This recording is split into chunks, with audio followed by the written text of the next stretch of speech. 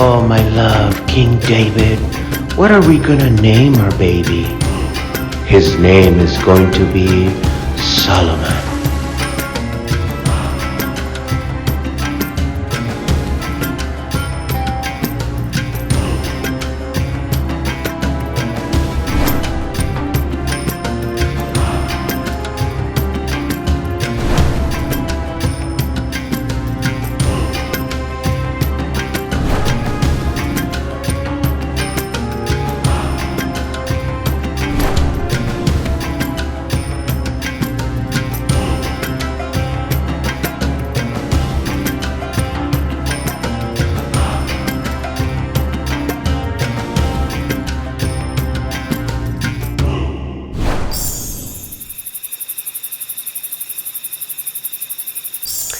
Hi, and welcome to Genesis Remastered. I am Ricky Calderon. I am the host for this program, and today we are going to travel 3,000 years back in ancient history. We are going to travel to Jerusalem, and we are going to study the life of Solomon, the king of Israel, here on Genesis Remastered. Don't go anywhere. We'll be right back.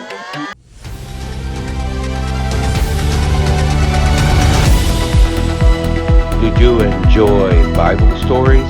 Did you know now you can watch Genesis Remastered on RC Pictures? Come join us now, RC Pictures USA.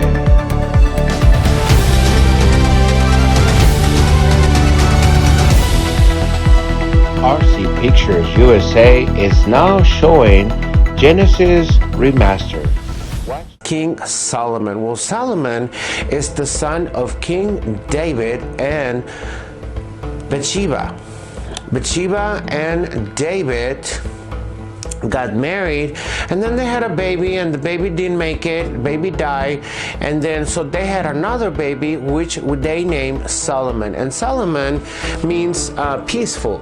David had another marriage, and so he had another son named Adonijah. Now Adonijah really, because he was the oldest, he thought he was going to be the king. So he started acting like the next king, and he started telling the priests and everybody in the town and the city knew that he was going to be the next king. Bathsheba finds out, and he tells David, hey, you need to do something about this, because you promised me that you were going to make Solomon king. And so David said, yes, I did promise you that I was going to make him king, and so I would talk to Adonijah. And so they make a ceremony, and they pronounce Solomon the next king, right? So of course Adonijah did not like that, and he did a few things to try to steal the throne, but eventually it did not work out. So Solomon is the king, and but he's very young. Guess how old he is? He's 12 years old, and he is the king. Well, I forgot to tell you, David is not doing so good. He's old and he's dying. So Solomon takes care. So Solomon jumps into the throne, and he is directing this big nation.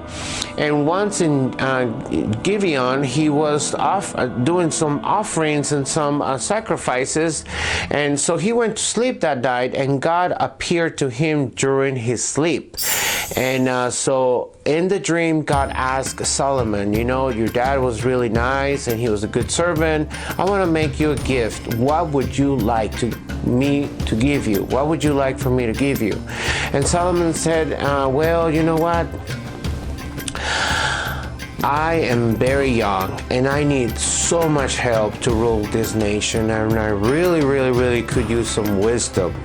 And so God thought that was beautiful and so humble that he was just, out of everything that he could ask, the only thing he asked was for wisdom, and he was going to use this wisdom to help his people and to rule the nation that God has given him. So, I mean, an applause for Solomon. It was just amazing. So God was so pleased with his answer that he said, you know what, I'm not going to just give you wisdom, but I'm going to give you what you did not ask, which is long life.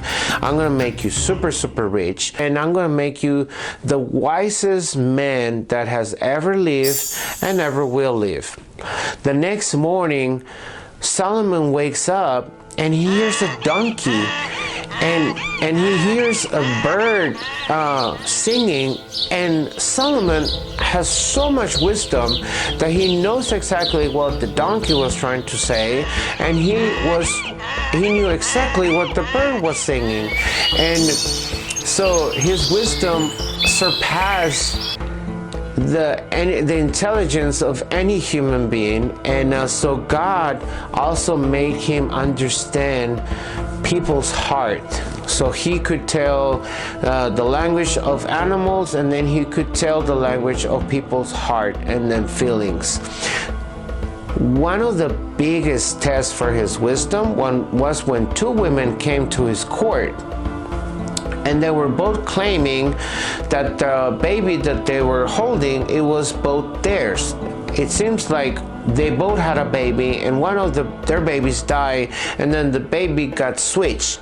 And so the one of the lady was accusing the other lady that she was that she had replaced the baby, and the other lady was like, no, you're crazy, mine, this is my baby, what are you talking about? So Solomon was like, he had a challenge to come up with finding out who the mother was. So he said, well, let's just cut the baby in half and just give each woman the half of the baby, and so everybody has half and half. And so one of the women said, no, you cannot do that. You will let her have the baby, and I'm fine. But don't touch my baby. Just don't touch the baby. And then the other woman was like, yeah, let's cut the baby in half, and don't let her win, and I won't win. Neither of us. Let's just cut the baby in half. I don't care. So Solomon was able to discern the feelings of each woman and see through their hearts, and he was able to identify who the real mother was. So he gave the baby to the woman that was willing to sacrifice and give the baby away but keep him alive. And that's how he found out that this woman was the real mother. Well, everybody found out about this news, and Solomon became super famous. Everybody, every nation knew who Solomon was, especially the Queen of Sheba.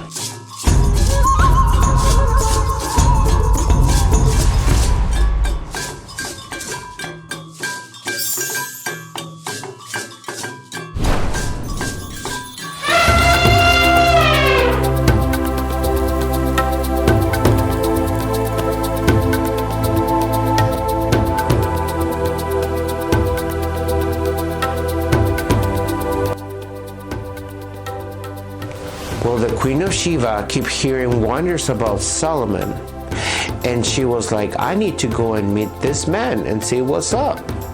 And she traveled 3,000 miles to meet Solomon. And she brought camels, and she brought servants, and so they and back in Ethiopia, in Saba, where she was from, they would have like incense, and then they would have like spices, and she would bring them, and she brought jewelry, and she brought money, and so she brought so much stuff. She had a caravan of camels full of items, and so when she arrived to Jerusalem, she asked to be at the presence of King Solomon, and Solomon was very excited to have this queen, of this other neighbor nation, faraway nation, to come to see him. So he was very excited, and he was such a great host. Of course, his name means peace, so let's remember that. Let's remember his name means peace. So he was extremely excited. I think if I was there, I would want to meet him. I would really want to meet King Solomon. So So they meet, and so she asked him all these questions. She had so many riddles, and he answers every riddle, and he answers every single question, and she was fascinating. She was just like so amazed, and then she was like, wow, you have a nice palace, and you have and you servants, they have nice clothes, and you have very good food. She was like, she was more than amazed. So she spent 6 months there, but she would sleep in the courthouse. She would not sleep in the castle, in the palace. And then on her last day, after 6 months, they meet, and they will, I'm assuming they will eat, and they will share, and then she would like see how, and she would learn so much from him, because she said that she wanted to swim in the ocean of his wisdom. And I'm pretty sure she was learning how to direct a nation, because I'm pretty sure she became his student. You know, let me learn how you direct these people. Let me give me some of your wisdom. But there was a time that she needed to go back home. So on her last, so she spent 6 months there, and then there was a night, and then there was like a goodbye night. And so Solomon said, why don't you sleep on the palace tonight? Be my guest. And she was like, no, because you may have other intentions, and I don't trust you. And she goes, well, and then she was like, well, maybe you will seduce me or something like that. I don't trust you. And he was like, okay, let's make a deal. If you don't take anything from me, I will not take anything from you. But he already had everything set up. So she said yes, and he was like, yes. And so he asked one of the servants or somebody in the kitchen or whatever, he asked them to put something spicy on her salad. And you'll see why later. Okay, so she had a salad, and it was like spicy, and so he put a glass of water next to her bed, and that night she woke up so thirsty, and so she drank the water. I'm like, okay, there's the water here. I guess, I mean, I'm a guest. I guess it's for me. So she drank the water, and he was watching, and he was waiting for her to drink the water, and she was like, aha, I got you. You are taking water from me, and now I want you. And so they spend the night that night, and so the next day, he gave her a ring as a symbol of their friendship and as a token of appreciation. And she says goodbye, and then she goes back to her nation, you know, Sheba. And so Makeda is her name. So Makeda goes back to her country, but she doesn't know yet that she's not just taking a ring with her as a gift, but she's taking also something that will be born in 9 months. And yes, my friends, 9 months she gave birth to Menelik. Menelik is another son of Solomon. 13 years later, after his birth, her mom tells him to go meet his wonderful dad, and he says, well, Mom, how am I going to know what he looks like? And the story says that she shows him a mirror and says, he looks just like Dad. So he goes and meets with his dad, and there is another story that Menelik actually takes the Ark of Alliance back to Ethiopia, but we are not sure if that's for sure. Now, Solomon creates this temple, or so Solomon builds this temple that his dad had intentions of building for his dad. I want to say it was one of the first churches, right? So he wanted to create this temple so people could go and pray, and people could go and celebrate with God and ask him what they needed, and God will respond. And so the day of the inauguration of this temple, which took 7 years, Solomon prayed to God during the inauguration, and he was like, God, this temple is for you, and this is for you to live in, and people are going to come and talk to you, and then they're going to have requests, and we want you to answer these questions.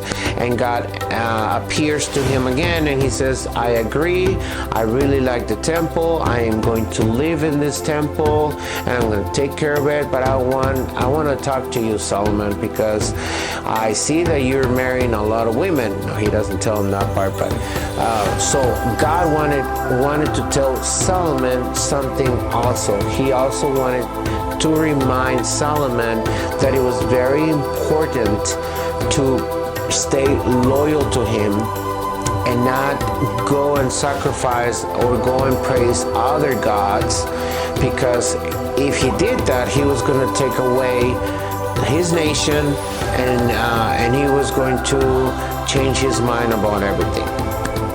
If for whatever reason Solomon would not follow the rules, he was going to take the nation away from him and give it to his servant. But Solomon had so many wives. He had a total of 700 wives and 300 concubines, and so all these ladies were from different countries, different nations, and some of them had different beliefs in religion, and of course they brought their own gods. And so he started building temples, for these wives who had these gods. And so eventually Solomon started to participate in rituals and sacrifices to please his wives. And so that made Jehovah very, very upset. And so let me read you what he said. Because you have done all this instead of keeping my covenant and my laws that I commanded you, I will mostly tear the kingdom from you and give it to your servant. Even so, on account of your father David, I won't do it during your lifetime. I will tear the kingdom out of your son's hands. Moreover, I won't tear away the entire kingdom. I will give one tribe to your son on account my servant David and on account of Jerusalem, which I have chosen. So yes, unfortunately, as Solomon started getting older, he started getting less and less attached to God, and then the promise that he made, and then the deal that they make, and so he actually broke the promise. And so God did not took the nation away from him in his lifetime due to the fact that he was blessed, that Solomon was blessed based on his father David. And so God respected that connection, and that's why he was like, well, I'm not going to take this because of your dad, I'm not going to take this nation away from you. Let's remember that God blessed us, and the blessing reaches out to the 5th generation, but also when we don't behave, that also travels to the 5th generation. So it's very important that we all have that in mind. And that's exactly what happened. So God was upset with Solomon, but because David was good, he still could not do anything, or he still chose not to do anything then and during his lifetime. But after his next generation, which was his son, he was going to take the throne away. But in his mercy, he made another arrangement. He said, I'm not going to take the whole nation. I'm going to give your son something, and then so he's not going to be empty-handed.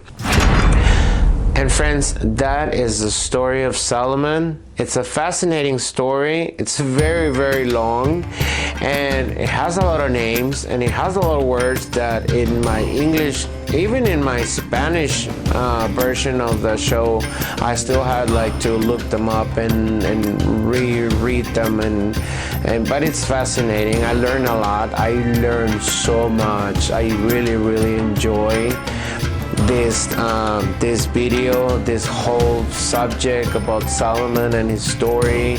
I think it's fascinating. I think it's a lot of learning, and it's a lot for us to take with us, when it comes to be obedient with God and knowing what is good and knowing what God doesn't want us to do, and be faithful, because God bless us so much, and so we need to show gratitude, and we need to not do what offends God and not do what doesn't make him happy.